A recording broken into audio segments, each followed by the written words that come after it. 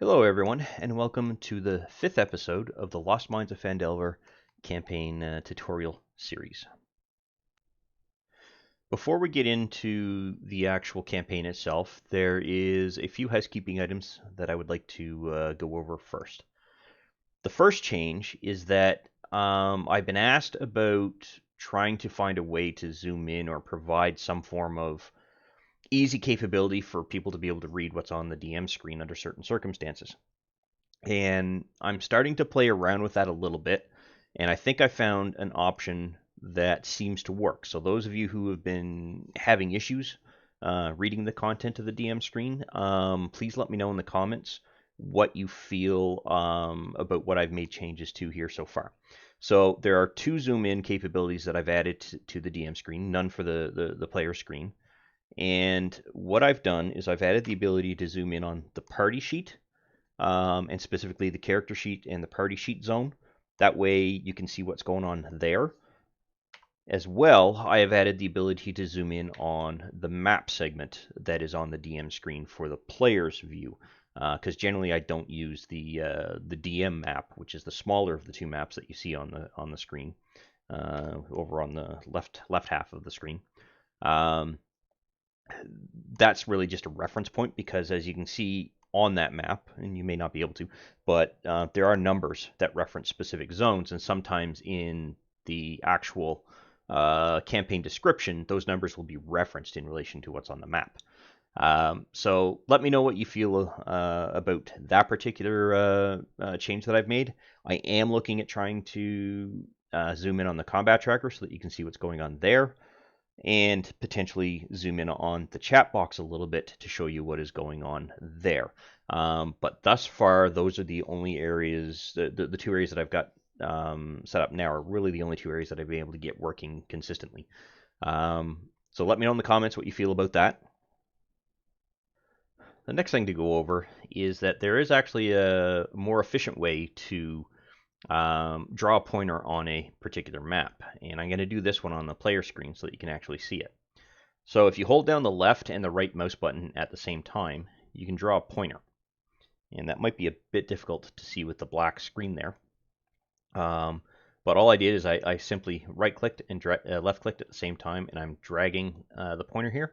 And you can see the distance is changing, and the arrow will be at the end that you drug out to.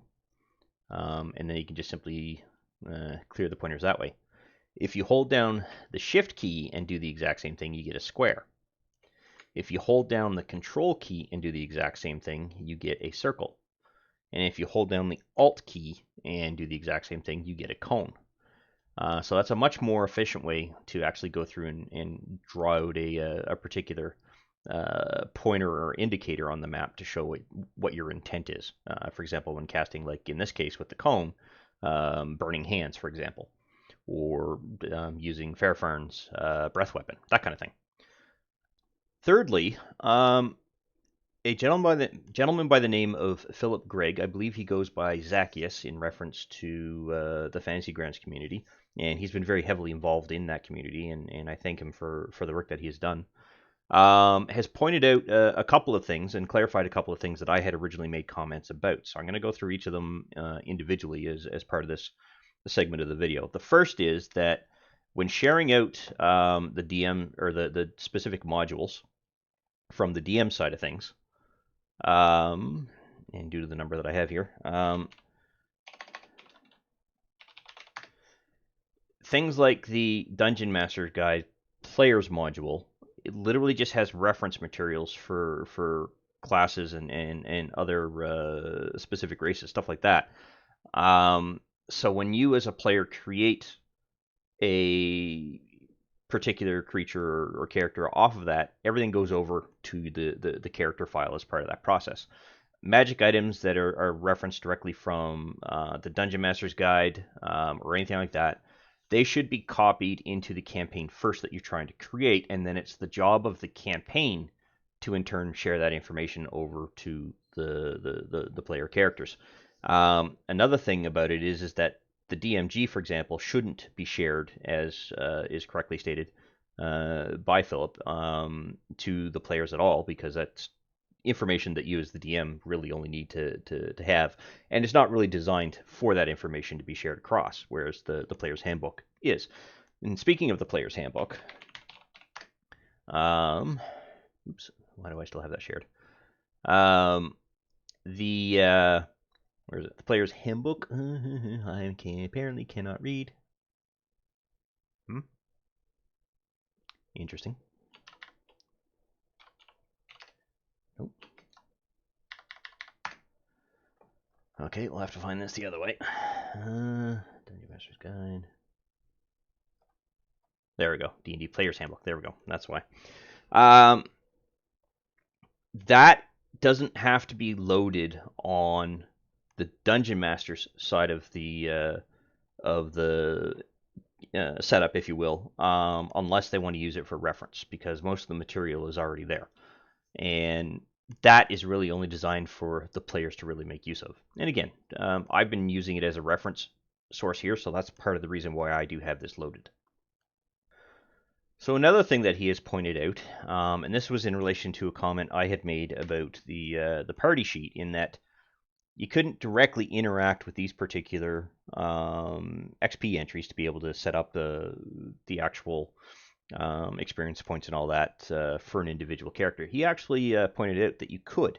So if I open up this Goblin Ambush encounter, for example, he indicated that you can grab this value, the experience point value here, and literally drag and drop it into the left box on any one of these fields. So if I drop it into Clever's experience point field, it does give them, or give her, the experience points.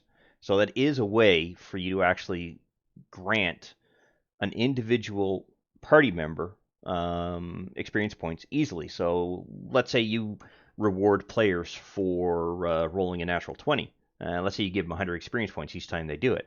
Then you could create either an encounter or an element, story quest, or something like that, that allows you to quickly reference and drop the experience points into the appropriate player directly from the party sheet, and you don't have to worry about opening up the character sheet and dragging it into place or anything like that, or trying to find a way to individually share it from here into there. So that clarifies one of the issues that I had been running into, and that solves one of my problems, that I'll probably make a little bit more use of this feature now that I know about it.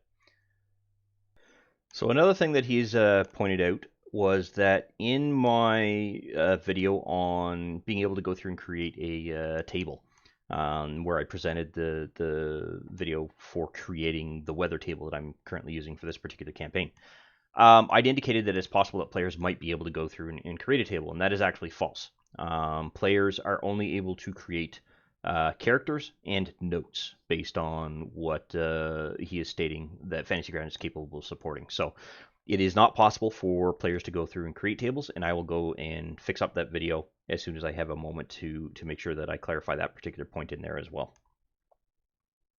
Additionally, in relation to that table video, I'd indicated that you could directly drag, like if you grabbed a sheet by the icon here that would trigger a table roll, and dropped that into the table that I had created. So for example, this weather table here that is showing up on the right, and I'll move this over to here and zoom in on the map so that you can see it. So if you look here, this particular setup that I have here has a square bracket and then the name of another table, and this is a table that exists inside of the table's listing. And I will drag this over as well so that you can see it. So if I look for weather, you'll see that these three tables are what I'm referring to in that particular reference sheet here.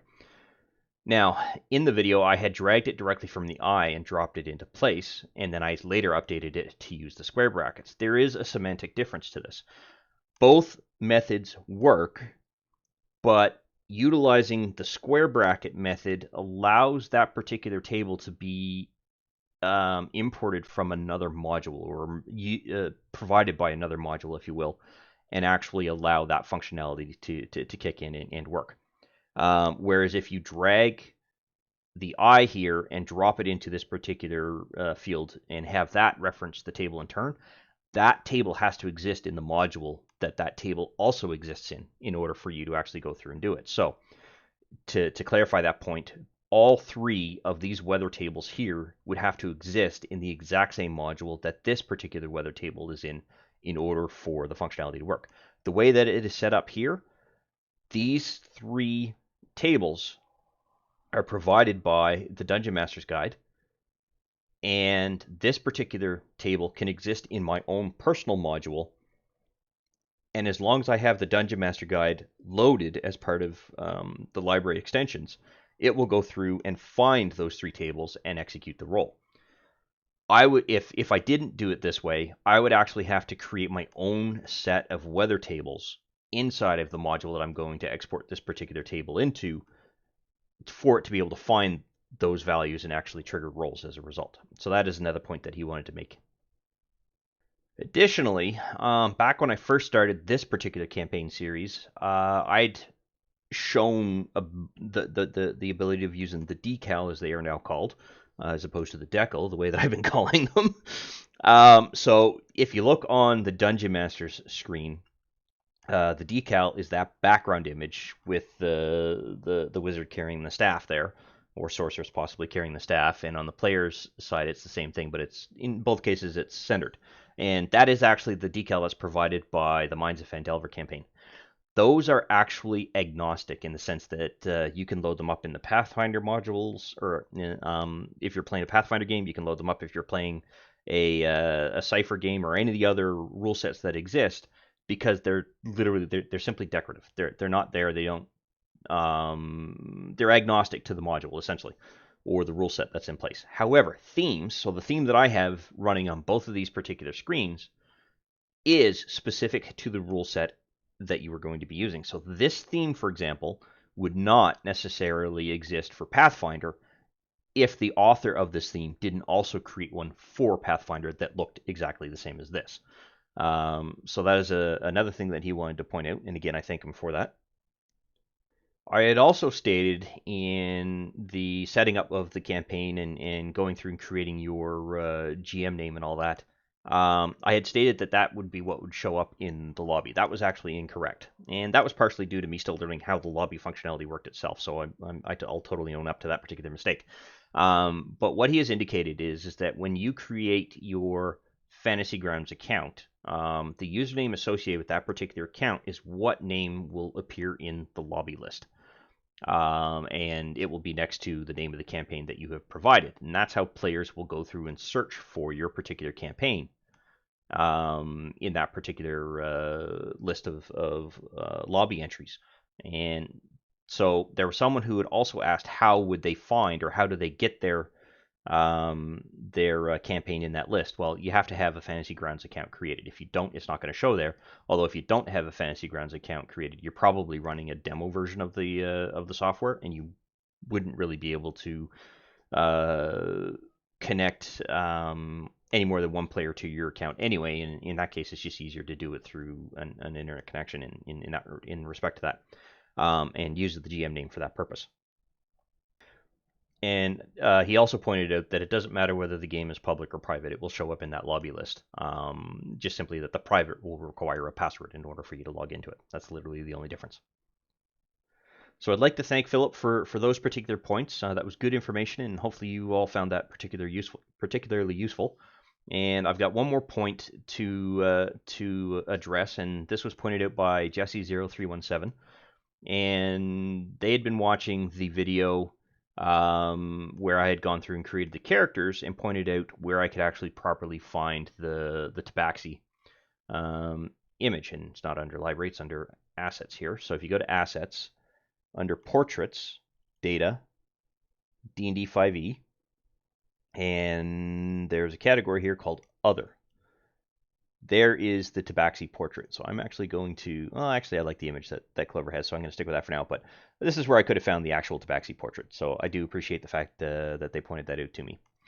And that covers all of the homework points. So with all the homework out of the way, let's get back to the actual campaign. Now, I've currently intentionally left the player's screen set up where the map actually currently isn't loaded.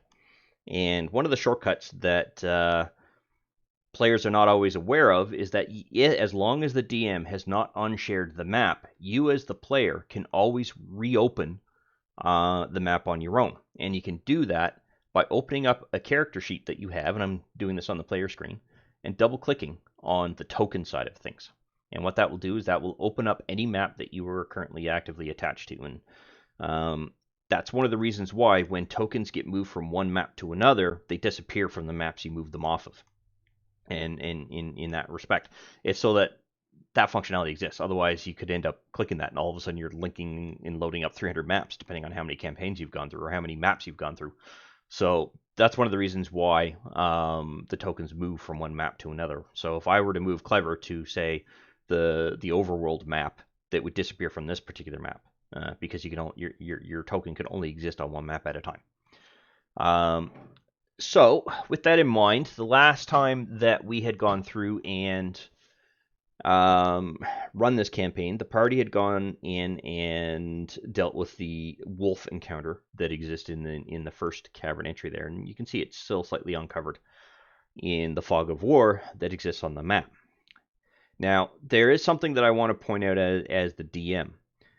I totally ignored the fact that those 3 wolves were actually pinned to a chain and a pole that was in the center of the room. They should have technically made a strength check in order to break free of that particular pole before they could actually charge into the character.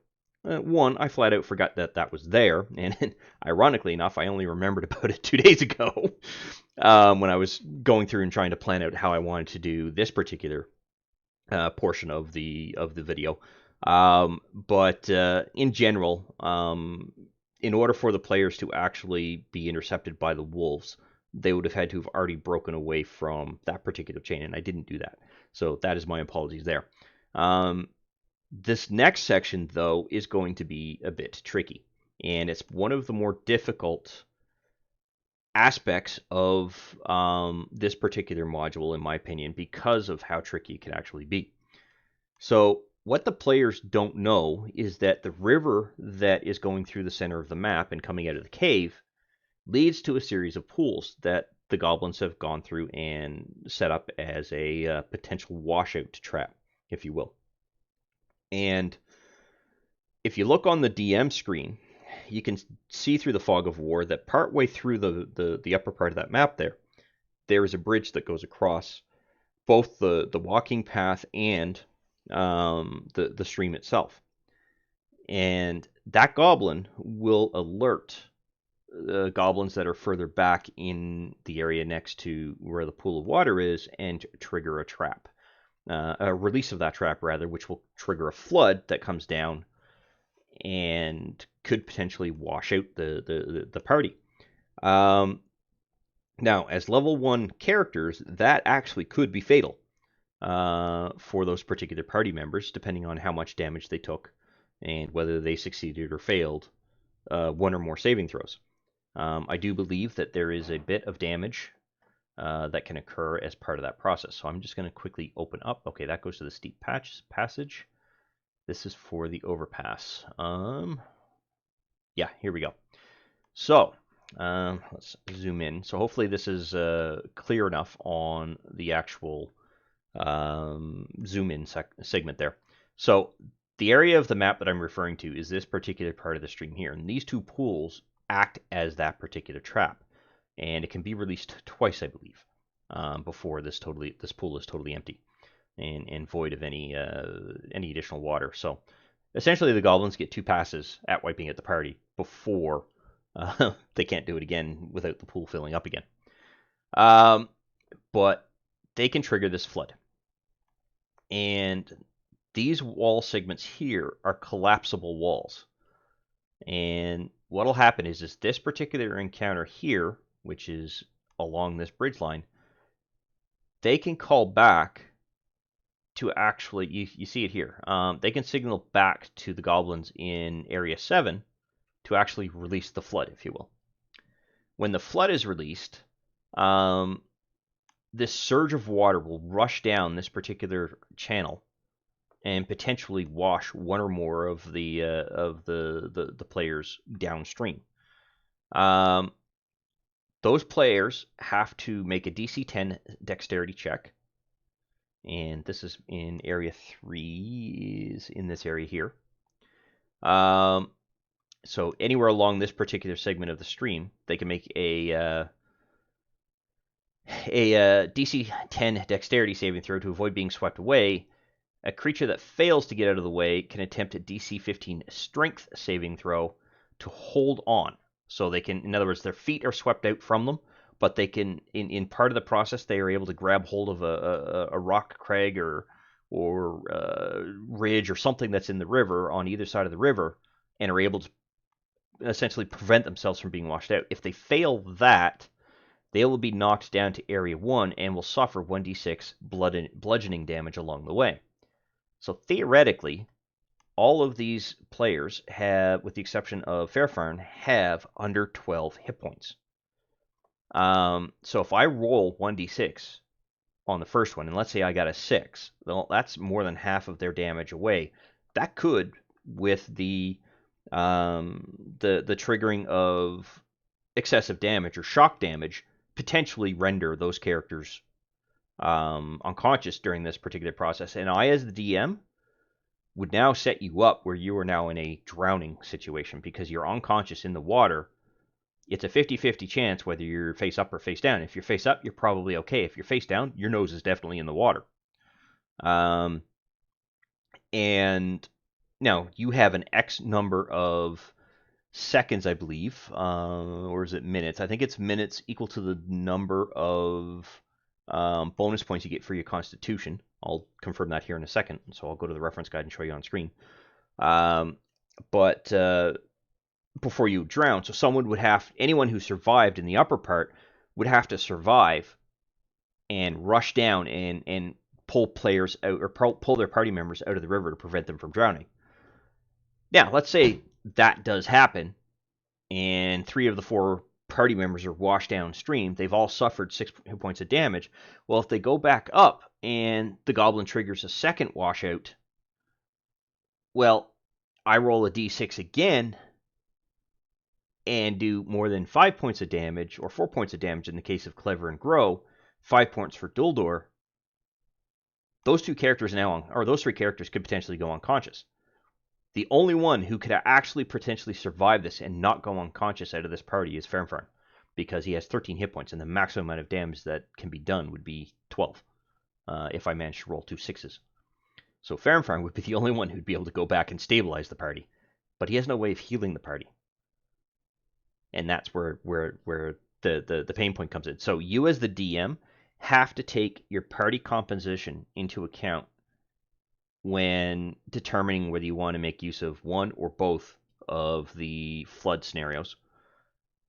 As well as, okay, do I want to wipe out the party on the first game? Because technically you could get to this particular scenario within the first few hours.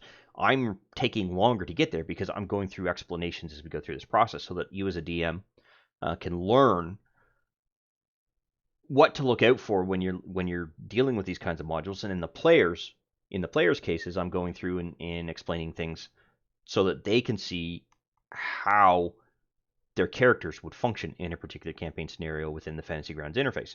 So even though I'm taking longer to record these, and I'm taking a long time to go through a particular segment of the module, as I get to a point where there's less and less explanation required to go through and cover off a given area, we'll move quicker throughout the module.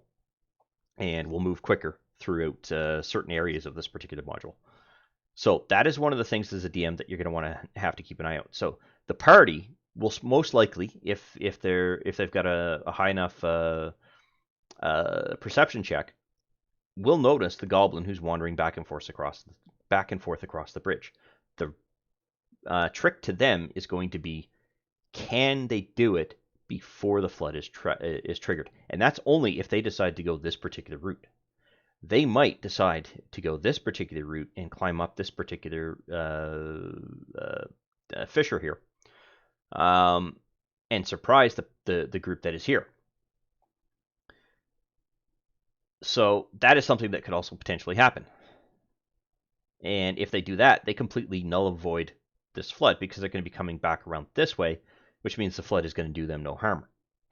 The other option is if they're able to stealthily sneak up to this particular point, they could climb this area with a little bit of difficulty and get into this particular portion of the map and or circle around this way and potentially ambush this particular goblin here before they could trigger a washout here. But again, if the entire party's up here, even triggering the wash here does no good. There's no point. So these are all the things that as a DM you have to consider and plan for, is what direction is the party going to take. So with all that in mind, let's switch to the party screen. And right now the party has finished a long rest. So everyone is fully refreshed.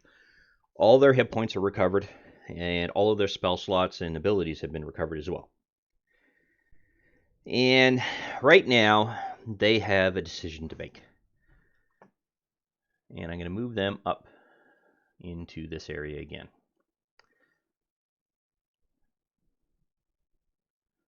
Oops. So let's move.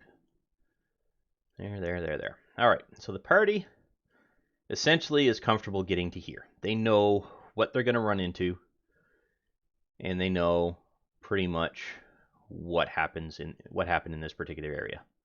Why is... Hello. I can't seem to move that character. There we go. Grabbed it with the DM controller. And that might be because of the restrictions on this particular block here. For some reason, I couldn't grab that character. So they have a choice. They can choose to go north or head to the east. And they haven't really examined this particular room yet, so they don't know that they can go to the east just yet. But they do know that immediately after dealing with the wolves that were in the area, they went through and simply rushed out to get some rest and decided to come back. So the party is going to take a look around this particular area. And I'm going to open up that particular part of the module, zoom in for you on the DM side. So they've already dealt with the wolves. All right. Fisher. And this is the information that I'm looking for here as the DM. A narrow opening in the east wall leads to a natural chimney that climbs 30 feet to Area 8. And Area 8 is this area. Oops. I keep doing that. Is this area here. It's with the campfire, the storage containers and all of that here, the two pillars and stuff like that. A character attempting to ascend or descend the chimney shaft must make a DC 10 strength or athletics specifically check. If the check succeeds, the character moves at half speed up or down the shaft as desired. On a check result of 6 to 9, the character neither gains nor loses ground. On a result of 5 or less, the character falls and takes 1d6 bludgeoning damage per 10 feet fallen. So essentially the way that I'm reading this is that for every 15 feet that they are going to travel up that chimney, because if a character has a movement speed of 30, they're moving at half, that means they can only go 15 feet in the chimney. It's going to take 2 full turns of travel to get up that chimney. And on the second turn, they still have to make a check to see if they stay where they're at or fall down or are able to continue climbing. So let's see. Now, some of my players have in the past just simply rolled a die. Do we go left? Do we go up? And they roll a d6 in this case. And 1 to 3, they go up. 4 to 6, they go take a look. So when Grow was going around, he observed that there is in fact the ability to go up here. And if you look here on the player map, if Grow moves into this particular area, he's able to see a very narrow selection of that particular room. Okay, but if I select Clever, who hasn't yet gone there, she can still only see that particular area. So Grow is really the only one who can see that particular area. And this is why I love line of sight. Because it's now per player. Now, it doesn't help that I'm running all 4 of these characters off of the same system. So all of my characters, me being the player, I know that there is that element up there that they could potentially make use of. But Clever and Fairfarn and Dueldor don't have that knowledge. So because I'm playing these multiple characters, I'm going to have to keep that in mind. So Grow did a quick look around. He observed that there is, in fact, a way that they could potentially climb up there. And it does, in fact, go somewhere. And then he came back and told the rest of the party. So now the rest of the party knows that that particular capability is there.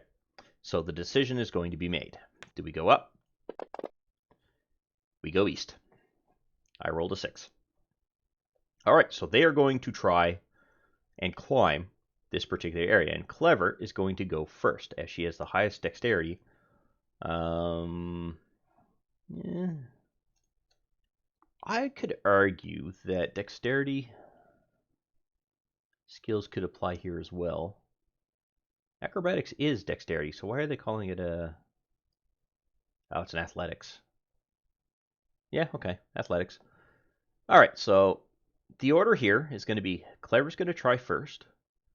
She's going to attempt to secure a rope, and she's going up stealthily on the off chance that there is somebody up there. And then the rest are going to try to come up afterwards. But I'm going to have the entire party roll a stealth check through the DM. So, if you look on the DM's party sheet side of things, I'm going to switch to the main tab and make use of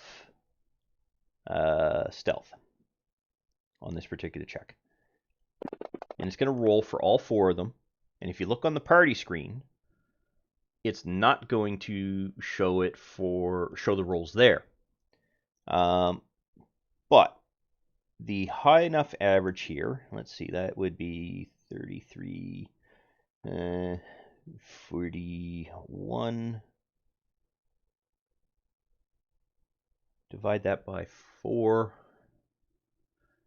Let's see, is there a stealth indication here as to what they have to potentially roll higher than?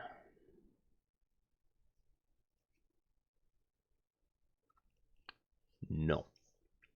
So I'm going to make a call here that being quiet in that particular area will be required in order to not alert the goblins that are in that particular area. And only Fairfarn and Clever have been able to roll high enough for that. Why did Dueldor roll with disadvantage? Does he have an effect on him? No. Is it his armor? Possibly. He is wearing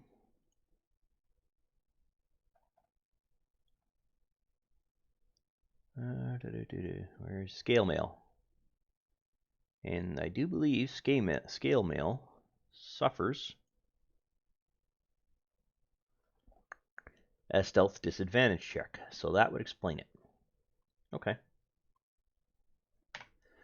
All right, so I probably was not showing the whole window when I went through and explained everything there. Now I'm going to clear out all that because that's my keystrokes that I'm using to record stuff with, rather than have to flip back and forth, so I don't need those there.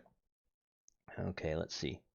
So Fairfarn succeeds, Clever succeeds, Grow does not, and Dueldor is essentially a metal band walking around down in that particular area. Okay, now the party doesn't know that.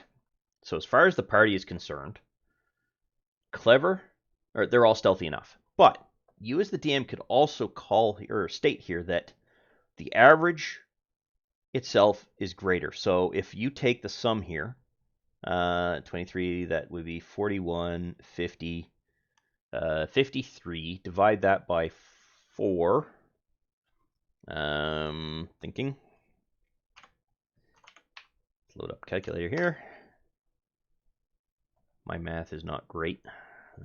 53 divided by 4 is below the average. That would tell me that the party as a whole is not being stealthy by any stretch of the means. Now, you could also play it that because they're going up individually, everybody's stealth checks on its own.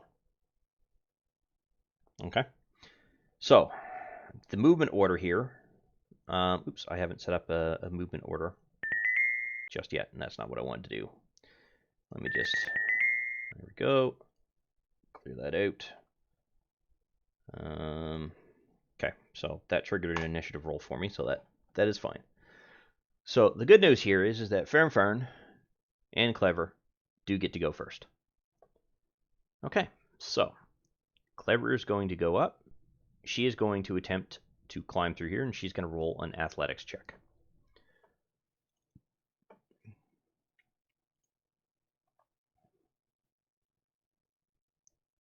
She gets no bonus. Oops.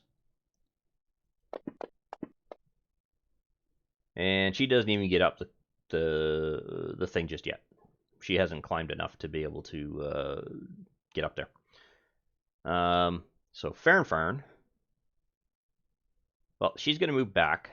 Now, let's see. She tried to climb up. She fell. So she's going to take 1d6 hit points of damage. No, I'm not going to be rolling that there. I'm going to be rolling that over here. Ooh, she suffers 6 points of damage.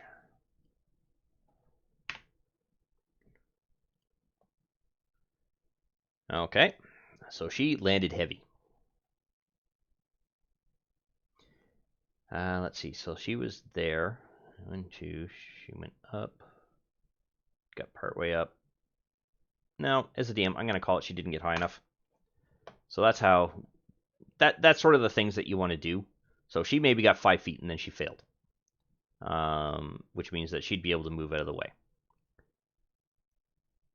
Fern, 5, 10, 15, 20. He's only going to be able to climb 5 feet.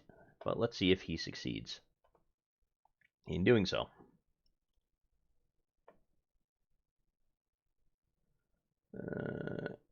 Oops, skills. I really don't like the fact that it does that. So he rolls a 10. So he is able to climb. And he is now in the fissure. And because of his stealth roll, he is being fairly quiet. These two aren't really able to do anything just yet. So they go through, they just sort of mill around this particular area. And I should have done Fairfern first and then Clever next. But anyway. All right.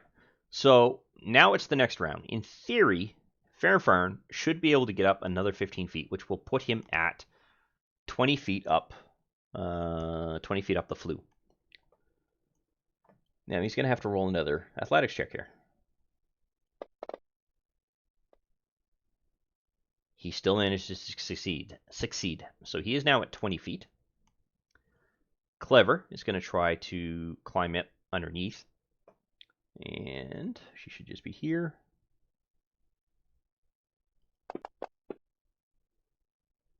And she still doesn't get a grip on anything. And these two really can't do anything until she's out of the way, in my opinion. But these two, I might ask them to re-roll a stealth check.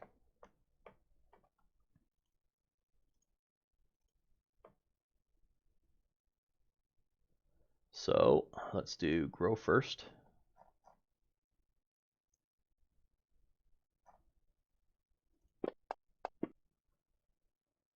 Still sounding like a brass band. And dual door. I don't know why it does that. I'm not sure why that rolled twice. Disadvantage again. I keep forgetting. It still sounds noisy as heck. All right. So now we're back around to the next turn. Fern has 10 feet left to go before he can actually get up to the top. All right, so he manages to make it without any issue. And he gets to here. And this is where you need to actually have this encounter populated.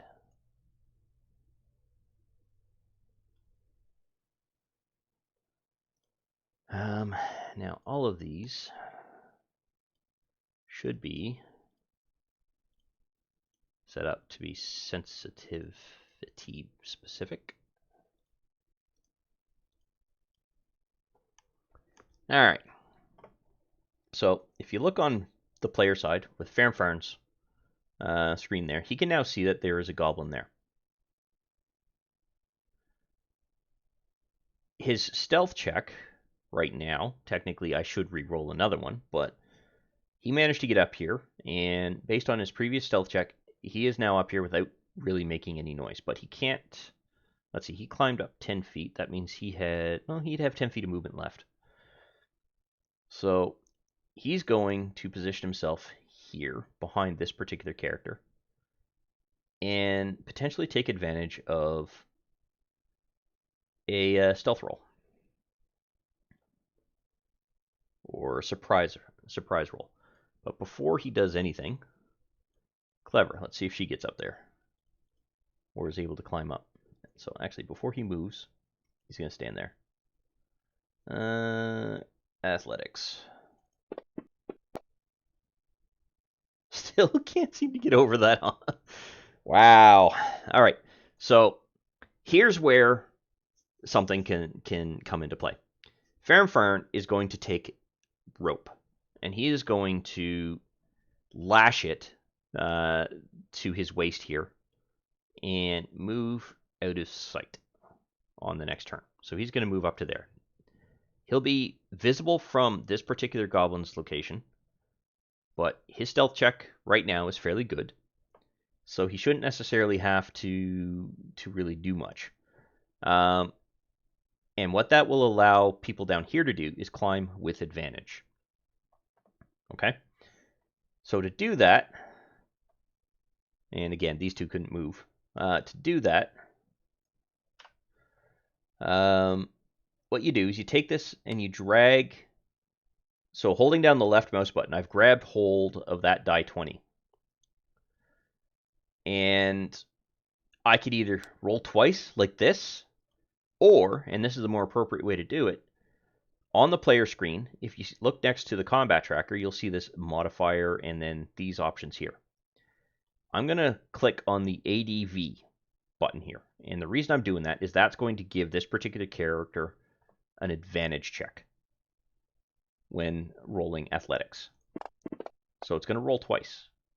And she finally gets a roll that allows her to climb up 15 feet into the flue, thereby allowing Duldor, this guy here, the ability to potentially climb up as well.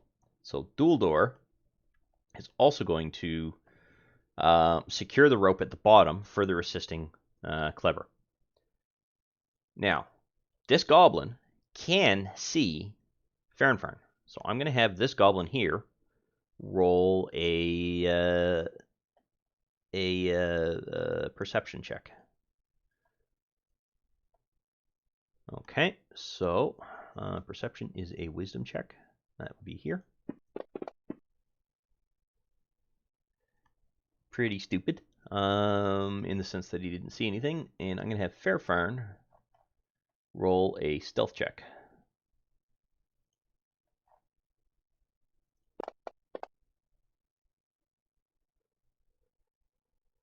They are about... No, Phandelver managed to roll a higher stealth check than what the goblin used. So he is still hidden. All right, so we're now on to the next round. Phandelver is still holding the rope while Clever climbs. And I'm going to give Clever an advantage roll again, onto that again. So athletics. So she is now 15 feet up the flue. Oops, I keep reading it. Got to click that first. Okay. She manages to make it up. Now she is going to roll a stealth check here.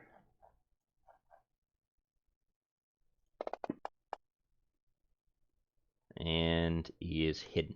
Okay. So she's going to move up to here. No, she's going to essentially stay here. But here's the problem. Now Duldor she'll have to move out of the way in order for Duldor to move up. So she's going to go there. And Duldor, let's see how he does on his athletics check. And again, there's advantage here due to the rope.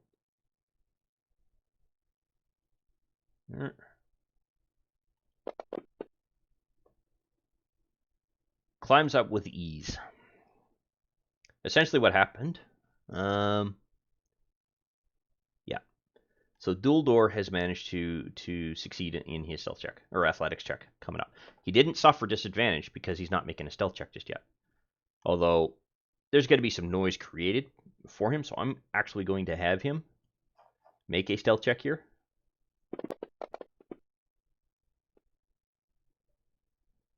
And that, to me, is high enough to indicate that he is quiet enough to not be heard by these two for the moment.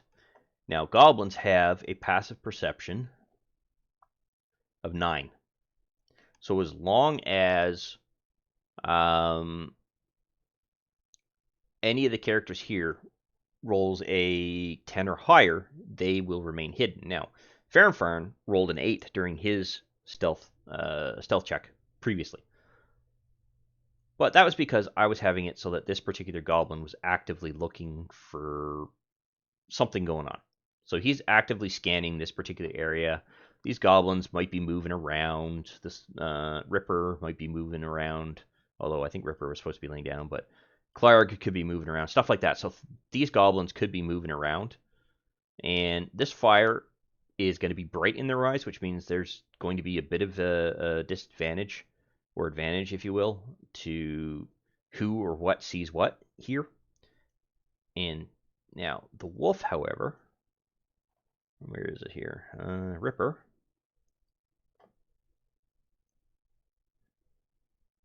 Has a passive perception of 13. He's not going to see Farnfarn there because of the fact that the rock is in the way. But Clever rolled high enough that her stealth roll is higher than all of what these characters can see. So having her there is probably a very good option. So, not much that Clever or Farnfarn can do. He's going to move in a little bit closer so that he doesn't have to suffer any movement disadvantage. Duldor is currently 15 feet up, so I'm going to have Duldor roll another athletics check with advantage.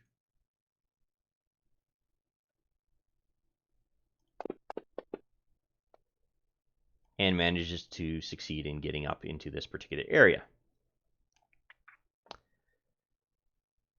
Finally, Grow. Grow is going to do an advantage check with his athletic skill. Why is it doing that?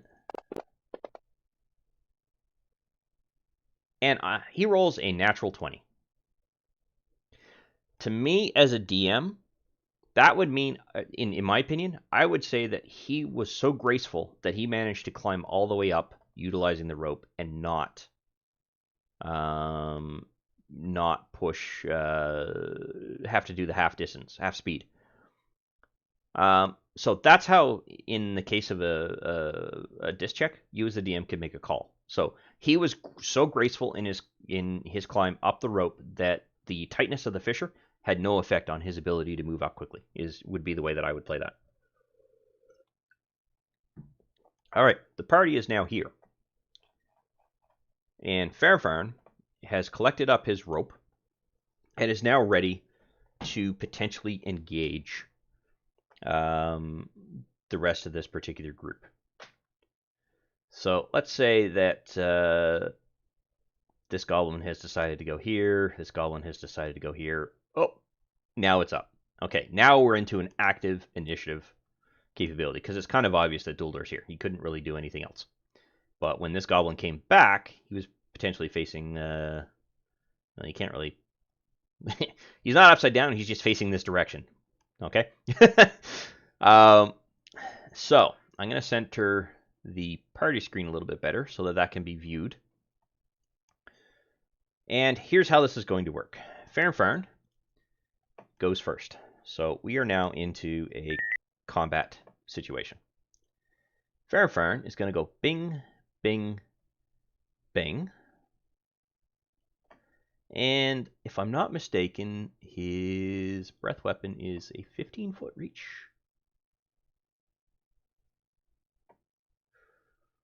So let's see. What is the range of this thing?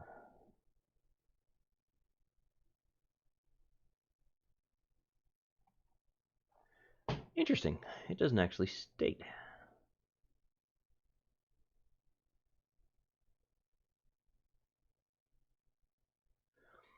The Draconic Ancestry determines the shape and size. So I got to go look at the race. Dig out his Draconic Ancestry, which is here. And it is a fire dragon, so brass. Ooh, 5 by 30 foot line, or yeah, so 5 by 30 foot line. So how could he do this? Thinking.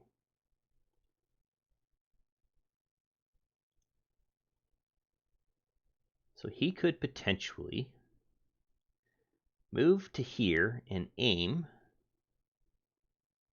kind of like that. Now it's going to come from the center and go to the center. So he could hit up to 3 of the goblins, including Clark. He'll avoid Ripper unless he moves down here. And if that's the case, he would only get those 2. So no, he's going to try to maximize his ability to hit those. So, if you're not aware, the way that this would work is it would come off the edge of this particular thing here. Actually, he only does get 2.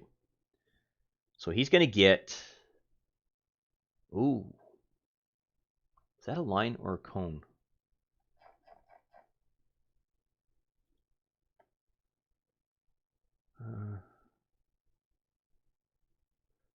We had him being a gold, so that is actually a cone.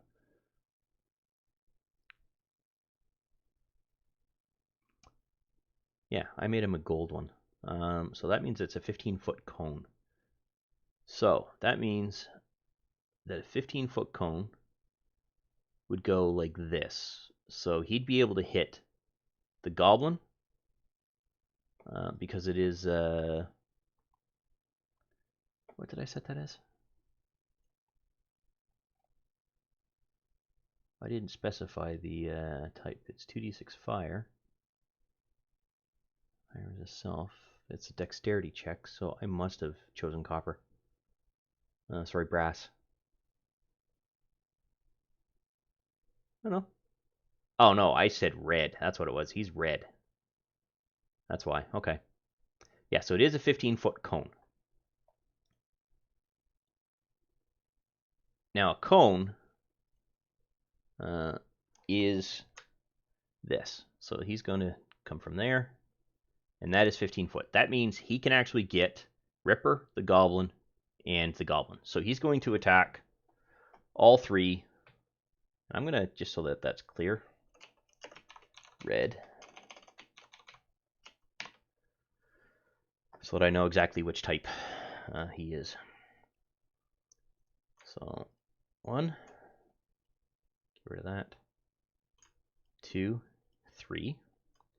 All 3 of these are going to have to make dexterity saves, so I don't really have to do anything as a DM or a player. I just click on this, and it will roll all of those for me. Now, we have 2 successes and 1 failure. So all I have to do now is roll the damage, and the system is going to automatically take care of dealing with the damage. Now, that was 8 points of damage that got dealt. And Goblin 10 took more than half of his hit points in damage. So Goblin 10, he took 4 hit points of damage, so it did do the half damage properly. But it was more than the 6 hit points of damage that he actually has. Ripper is flat out unconscious, which is good, because Ripper in my previous campaign was a pain in the butt for the party when I ran this for my group. And number 10, so that's this guy here. Number 10 is on the player side, that's this goblin here. He is suffering a disadvantage on reactions, as well as a disadvantage for attack and disadvantage for die checks, so things like perception checks or stuff like that. Clark is now enraged based on what just happened. He just saw somebody come out and spit fire. So I am going to get rid of Ripper off the group here. The fire pit, I have no idea why the fire pit is actually a thing here, except for the fact that if somebody gets thrown into it, it could be used as an environmental object of some kind. So Farmfarn could bodily pick this goblin up and throw him into the fire, and that creature would potentially suffer some damage, fire damage here, or a burn of some kind, depending on how long they were there. Clever goes next. She is going to take a look at dealing with Goblin 10, unless she has some other capability. She's going to take out attack Goblin 13. She does have the ability to hit, but she can also simply just move out and make the attack. So she'll do that as well. She'll actually do that. So she's going to target Goblin 13, and the reason she is doing that is she's going to make use of her sneak attack, provided she hits. She's going to use her ranged attack, and again, I still haven't picked up the arrows, but I'm going to say that she picked up 3 arrows when she was in here dealing with the wolves, so she's picked up 3 of her arrows back. Okay, she's going to attack. A natural 20. Nice. In addition to the standard critical hit damage, you knock the target prone. So, considering this particular goblin, oops, I didn't need to open up the fire pit, has 10 hit points, 6 of which remain, I could potentially, I'm going to do a minimum of 5 points of damage already, potentially 6 points of damage. That goblin might not even be alive to take advantage of that particular critical roll, and in fact the prone state might be an unconscious state. So let's see how much damage I do. Yeah, that goblin is dead. So Goblin 13 is down.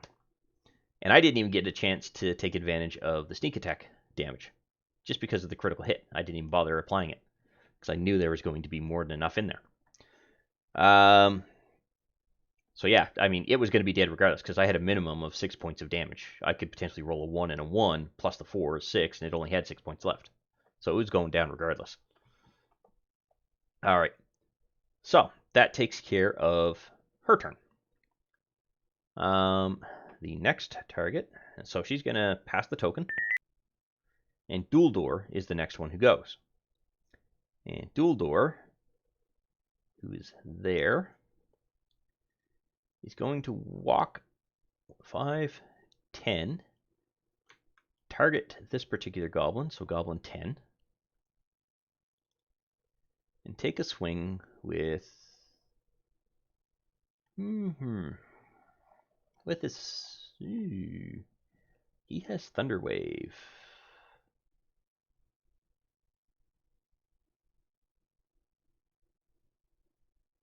No, he'll save that. He's just going to attack with his scimitar. And that scimitar, oops. Why did that not? You have that goblin targeted. It is showing as targeted in the system, but anyway, the armor class for the goblin 10 is 15, so that is a miss.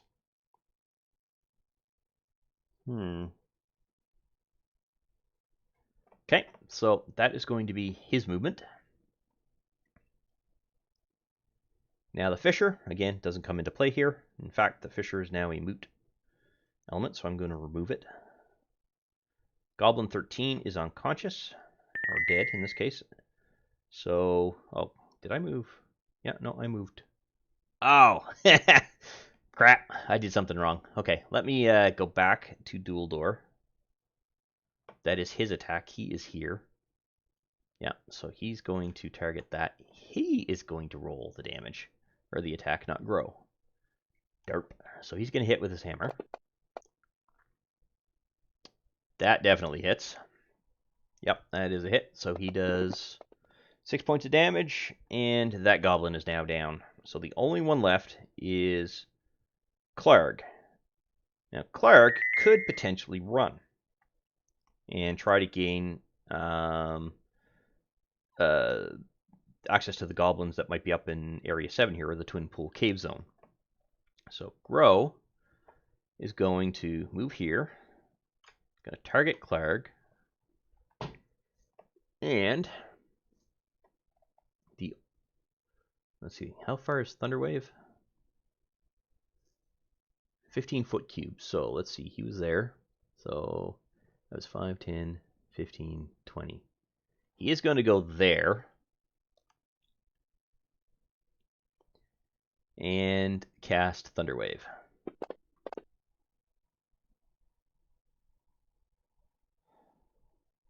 Clarg failed the Constitution save. So Clarg is going to take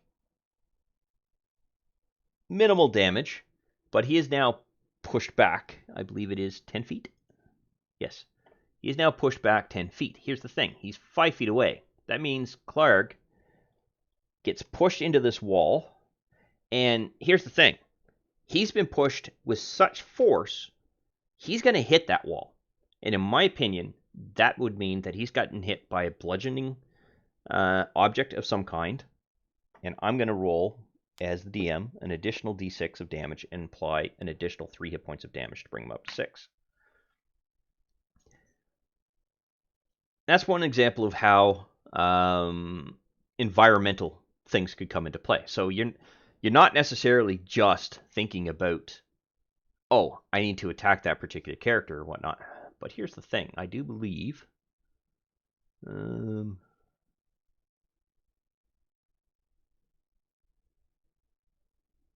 okay. So any combat here does not alert anyone up here, and vice versa. So nobody up there is going to come rushing to the aid of these particular guys, even with the Thunderwave spell that just hit them. They'll probably just think it's like the booming of a wave in the water. All right. Now Clarg is going to go next. Clarg has multiple things that they can do. He has a brute capability. A melee weapon deals 1 extra die of its damage type when the bugbear hits with it, including in the attack. So, theoretically, and that might already be taken into account here. Does a Morning Star do 2d6 damage automatically? Yes, it does, according to this. Surprise attack, javelin. So, a melee weapon deals 1 extra die of its damage. So, theoretically, when I roll this, I should potentially be dealing with 3d8, not 2d8. But Clarg, who loved his dog the most, is going to 5, 10, 15, 20. He's going to deal with Farn here because he's the one that killed his dog. He's going to attempt to attack.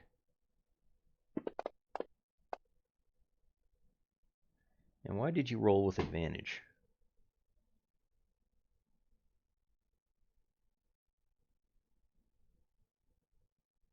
Oops.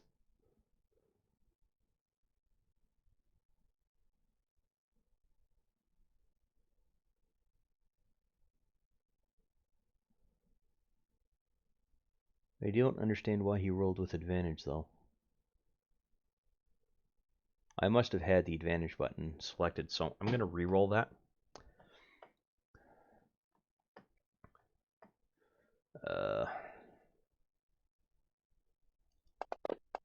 He's still rolling with advantage. Is Phandelver prone? Why is he prone? Did I not clear that?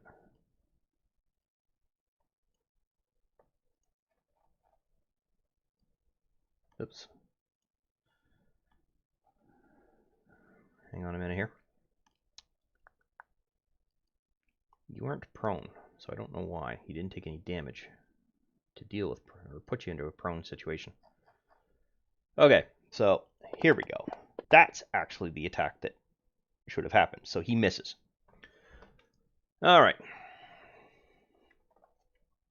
So now things are going to pass around so that Phandelver does not go first. Clever does.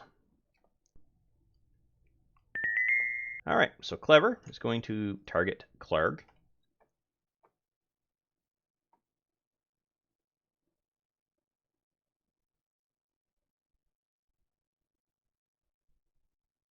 Okay, it doesn't knock them prone. All right. Excuse me. So Clever is going to target Clarg and is going to make a ranged attack. That hits, so I'm going to apply the sneak attack effect to her before I roll the damage, and then I'm going to roll the damage.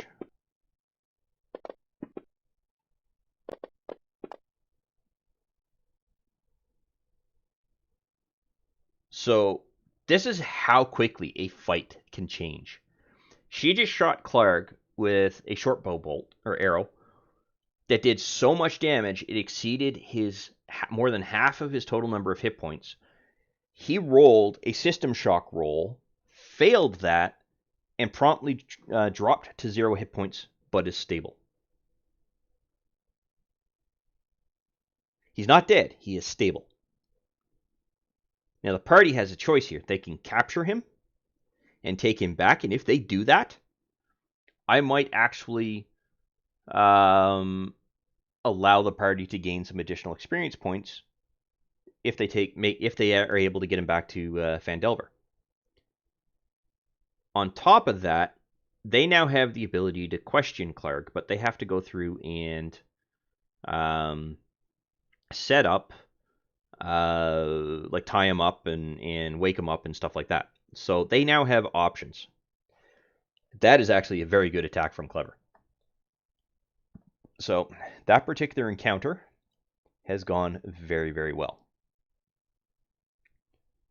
I'm going to throw that into there.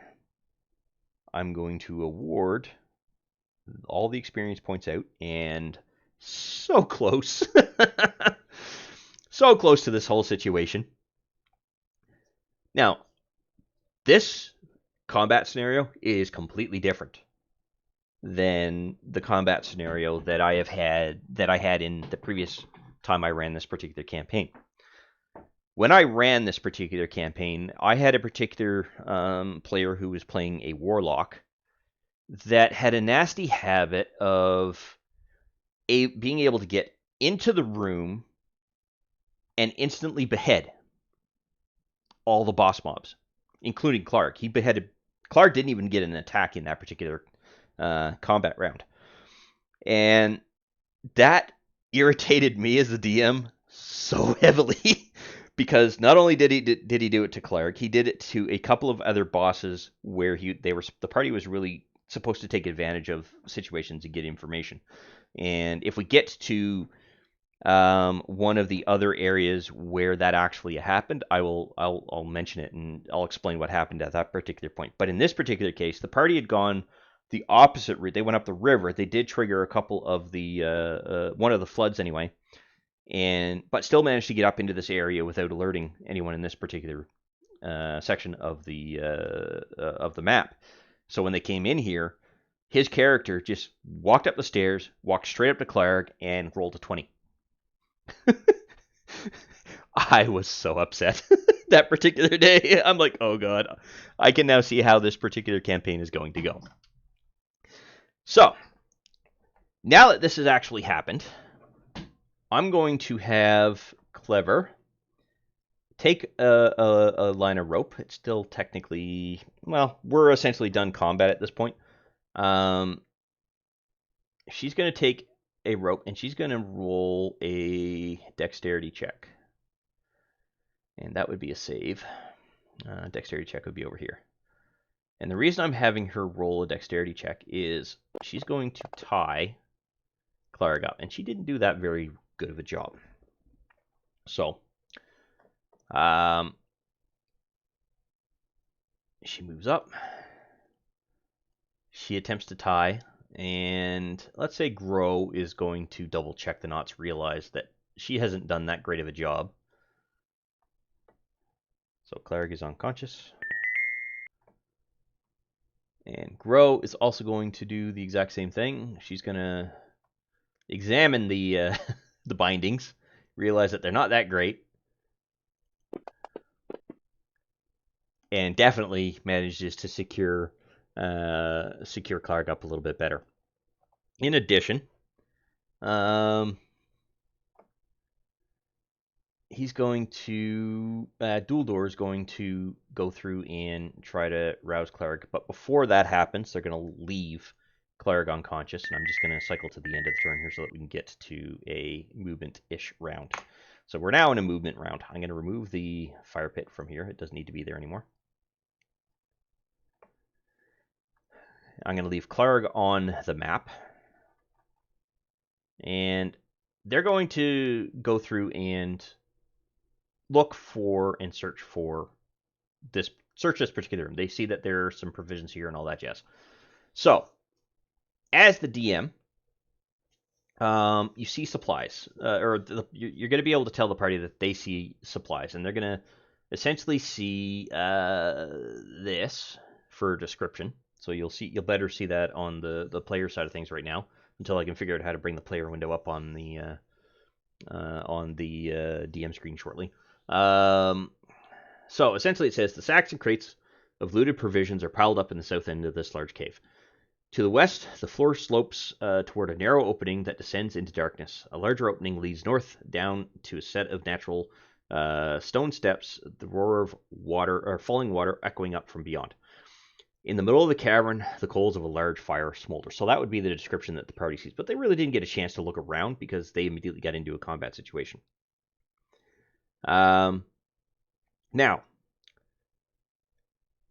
theoretically, I wonder, is there a hide? Get rid of that. All right, so unfortunately there is no beaver or a pelt, a wolf pelt or hide in the items list here, but you can easily create one if you wanted to. So let's say one of the party members wanted to carve the hide off of Ripper, the wolf that was there, as well as the wolves that are in the other room. Then they could do so, and you could potentially have them sell that for a little bit of extra gold, and you as the DM can ascertain whether that's going to happen or not. In this campaign, I'm not going to do that, but that's an example as to what's going to happen. But what they do find are some lost supplies. And I'm going to, on the DM screen, I'm going to drag that into the inventory sheet here.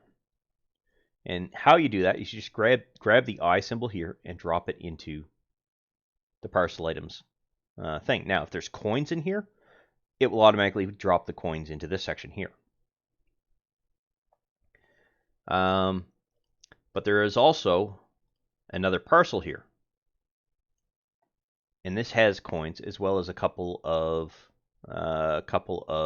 statuettes and potions of healing. So I'm going to drag that into place. And even if I drop it here, you'll see that the coins show up here. Okay, so clicking when you're doing parcel divvying, if you will, or loot divvying, if you will, there's a couple of ways you can do that. They could literally sell off this jade statue the next time that they're in town. But there's also a potion of healing here. There's 2 of them.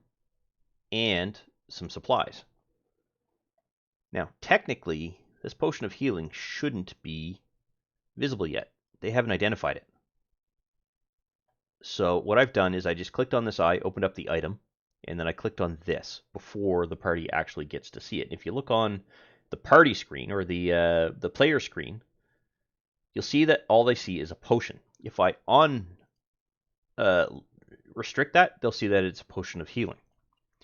But I don't know why, but lately these items are starting in an identified state as opposed to being in an unidentified state. And that might be a holdover from when I had already gone through and played this campaign on the Classic Edition. So I'm not sure if that would have imported as a result. It's the same campaign, but I went through and I reset the campaign as part of this process. So I honestly don't know what's going on there.